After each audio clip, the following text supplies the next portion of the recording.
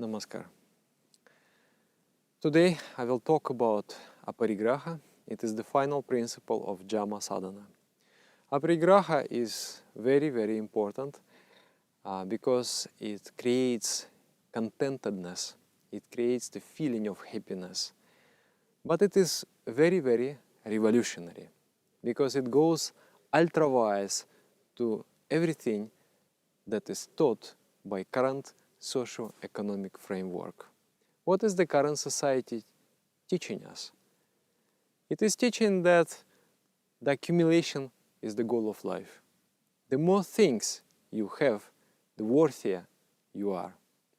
Your worth, your self-respect, the respect towards you by the society is dependent on how much you have, how much money is in your pocket, how much property, how many acquisitions you got. And also society is teaching us that by acquiring more and more, you are becoming happier person. The advertisement doesn't sell things, it sells happiness, it sells satisfaction, it sells respect, all those things that we're supposed to get by purchasing particular commodities, goods. It is not true, rather it is a big lie that diverts us. Of course, for some people it is profitable to motivate us to move and acquire things which are really of little value to our development and to our happiness and to our contentedness.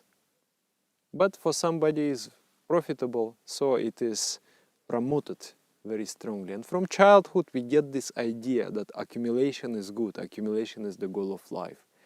So now, when I'm speaking about aparigraha, I'm expecting the tomatoes flying at me because I'm going to say something completely controversial, completely going against of what we learned, and even against of our common sense, because we think, yes, when I get a new smartphone, I feel happy. When I get a new car, I feel happier. Aparigraha means not indulging into this race of accumulation. Aparigraha means to follow the path of rationality and to have what you need and do not have what you don't need. When you are going to buy something, you need to ask yourself a question. Do I really need this? This question is very important. Do I really need it? Can I remain happy without getting this commodity? Can I still be a happy person without getting this? If the answer is yes, then don't buy. Because by buying, you're increasing your dependence on the external objects. There is a thirst inside. It is a thirst for infinite happiness, thirst for infinity. There are two ways to achieve happiness. Externally, by getting the objects of pleasure, and that pleasure is never lasting. It is always a short term. You just receive your dopamine in the brain, the hormone is created, and you feel, oh, I'm satisfied. But this satisfaction never lasts for a long time. Or you can create a lasting happiness by practicing connection with your inner self, by practicing inner peace. So when you are indulging into this race after the objects, your mind becomes extraversial. You start to live, your attention is jumping from one object to another. It is accustomed to derive a very temporary satisfaction. But when you practice inner arts, like meditation, you connect with your inner self, you turn yourself inwardly, you start to experience inner happiness. Now when I'm speaking, many people, they don't have any idea what is this inner happiness. there is a joy within us, which can be accessible by anyone. But the mind for that has to become turned inward.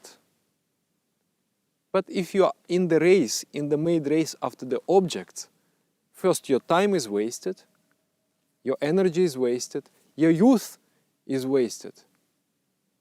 But also your mind becomes extraversial. It loses the capacity to connect with the inner source of bliss. And naturally you become less and less happy. That is why there was a poll in the United States, there was research, and they found out that the people were happier 30 years ago than now. And now everything improved, everything increased. The houses became bigger, the fridges became bigger, the peanut butter jars became larger, the iPhones became faster, the computers became very smart. Everything improves, increases, but somehow I don't feel happier with every year. There is not that. And there is this greed is increasing. Yes, it is increasing more and more. It doesn't mean that you, so-called civilized person, are happier than someone who has not even seen the smartphone. I am not against the civilization, I am not against the different objects given by technologies. I'm just saying that there has to be a rational use. If you have a car, why do you need to get this, toppest car? Yes, for the materialist person is okay because he cannot imagine any other ways to get happy. All right, then the car is the way. But if you have a choice to spend your energy, you spend 3 years of your life to get that, basically to get respect and to get some satisfaction. But you could spend those years in much more meaningful way. And also aparigraha, in my own personal experience, there are 2 things of Jama Niyama, 3, that helps very much the financial stability. They create such a mentality in which you never have to worry for anything. Everything is somehow provided to you. I already spoke about it in the principle of Asteya, and that was the one prerequisite. And the second prerequisite, to remain always constantly well financially, is this aparigraha. Everything in this universe is provided by Supreme Consciousness. This universe is not dead material structure. It is an intelligent entity. So when you live, when you consciously discipline yourself, when you are not overindulging, you are not breaking the law of nature. And the nature will always provide for you. You will be very surprised, but somehow it comes. This is my personal experience. So that's important. And then also santosha. Santosha is the feeling of satisfaction. Many people will feel that, okay, I will do meditation and it will make me internally happy. If I will become internally happy, I will be less dependent on the external objects. To some extent it is true. But actually, this contentedness, it is not out of contentedness this aparigraha coming. Aparigraha means that you are limiting your needs, making it less. You're becoming less dependent. So it is not out of contentment you are doing that. But because you are limiting your needs, slowly, in your mind, the peace is created. You don't feel you are hankering anymore after any objects. You are already fine. You have asked your question. You have asked yourself a question. Can I still remain happy without this? Yes, I can. And slowly you find that inner happiness which is already there. You find that contentedness. In the morning you wake up, you don't feel any criticism in your mind. You don't feel any dissatisfaction, or somebody has not given me something, this world being unjust to me. No, I feel, it's so wonderful. My life is so wonderful. There is this criteria how to know that you are following aparigraha. You are living a certain standard of life, and there is a certain happiness in your life. If anything will change, if tomorrow you will get $1 billion in your pocket, and if it will change or improve your happiness, it means that you are not really following aparigraha. If you are following aparigraha, if tomorrow the $1 billion will come, you will feel nothing have changed. I was a happy person, I am a happy person, I will be a happy person. Nothing will change. I don't know, maybe I am deceiving myself, but I feel that in my life, if so much money will appear, nothing will change actually. I will not change my lifestyle, nothing will change. Of course, I will utilize this money for some good things. Yes, I will do that, definitely. And it will give me some happiness, because if I will see that someone is getting happy by my actions, it is a beautiful feeling. So, okay, I'm coming to this point also. If my needs are so little, then why do I need to do anything? Because you are doing it not for yourself, you are doing it for others. The simple way to follow this aparigraha is to think that nothing in this world belongs to me. Everything is given by Supreme Consciousness. And I'm simply managing. I have property, I have a house, I have money, I have a car. I'm simply managing. This is given for me to be able to allow me, to give me an opportunity to develop physically, psychically, psychologically, emotionally, and spiritually, intellectually, intuitionally. And this is given to me that I will help others, assist others in the same.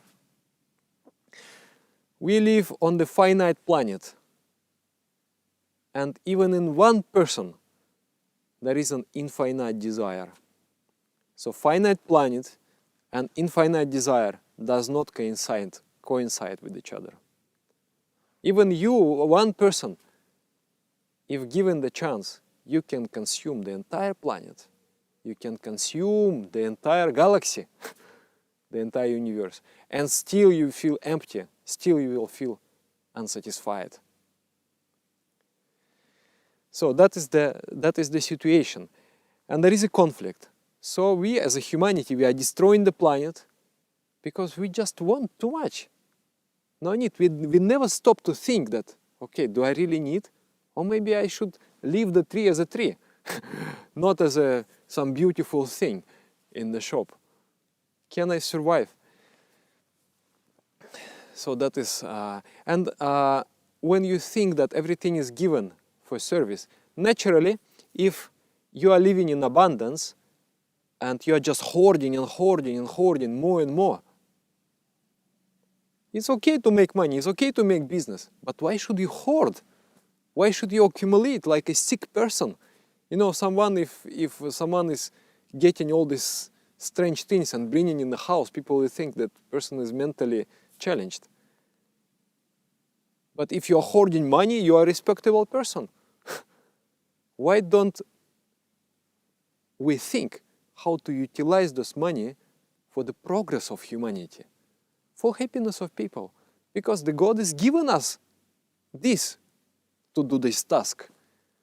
And if someone is hungry, if someone is sick, if someone is suffering due to the lack of physical amenities, physical necessities of life, if someone is dying out of hunger, is it not our fault? Is it not because we didn't do our duty to care and to provide? So this is aparigraha. It has many, many implications. First one, ecological one. If we would all follow aparigraha, this planet will be so clean and so healthy and so beautiful. Our mother it would love us for eternity. There would be no poverty. Because if someone is getting too much, naturally, others getting too little. Today, 10 richest people of the world, they control more than 50% of the entire property, entire wealth of this planet. Is this not crazy? This is completely crazy. There would be no poverty, there would be no war, because everyone is getting enough. And there would be no unhappiness. Because this overaccumulation, who is the one suffering? The one who is overaccumulating. Because the mind becomes extravertial, and you feel that emptiness. And to that emptiness you are throwing the planets, the mines, the factories, so many things. Still that emptiness is there. So our task will be, I just recently read again this book. It is called The Guide to Human Conduct, Jivan Veda. I will put the link. It's a beautiful book. It's about this Jama Niyama principle. Last 20 years I'm trying to live these principles and to practice meditation. And also I'm getting my experience in day-to-day life. And you know what I'm finding? I'm finding that every problem has a solution in that very little book. It's amazing. I'm really amazed how such a simple thing can solve all our problems on the individual and the collective level. It's unbelievable. I don't understand, but it is really so. So this aparigraha, you will tremendously benefit from this aparigraha. It is the search for freedom from material dependencies. Don't cut everything, just a little. Make a little. You have this idea to get some more. You say, okay, not this time, not this week. Let's see how I feel. And then slowly you will find that inner happiness that it is much more than what you are getting, that dopamine that you are just temporarily, that hormone in your brain by buying something. And then what we have naturally, if we live like this, lots of resources getting unutilized. Then we need to utilize something for others' welfare, for service, helping people to develop physically, mentally, and most importantly, spiritually. So this is all about aparigraha. Thank you very much for watching. Subscribe to this channel. Let us stay together. We have completed Jama Sadhana, principles of Jama. And these principles are for dealing with the world. By following these principles, we are not distorting our mind anymore. We are in harmony with the world. And there are 5 more principles, which is called Niyama Sadhana. And those principles are for self-purification, for straightening and clearing all the curvatures that we have acquired from previous unharmonious actions. Thank you very much. Have a good day. And practice aparigraha. Practice aparigraha. And please, this is very controversial topic. You write in your comments what you think. Truly, let us discuss. Namaskar.